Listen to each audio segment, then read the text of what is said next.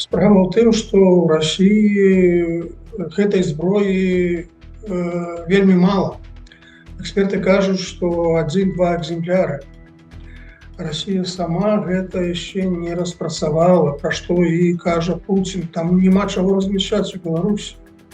Невыпадкова, яшчэ знаходзячыся ў Менску, Пуцін казаў, што толькі ў другой палове 25-го года магчыма з'явіцца такая верагоднасць.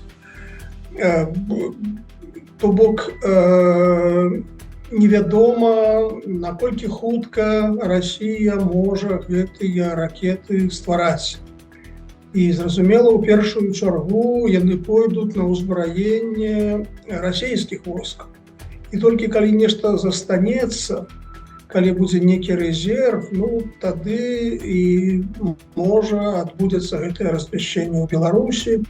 То бок гэта такое пытанне, на якое дакладнага адказу няма. Ці будзе ў Расіі столькі арэшнікаў, каб яшчэ размяшчаць у Беларусі. Можа, 1 экземпляр стварылі і ўсё, і больш нічога і не атрымаецца.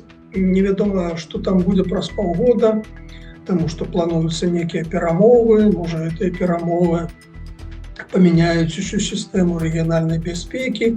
Таму гэта такая цьмяная гісторыя, гэта хутчэй такі рытарычны прыём, сімвалічная пагроза, чым рэальная.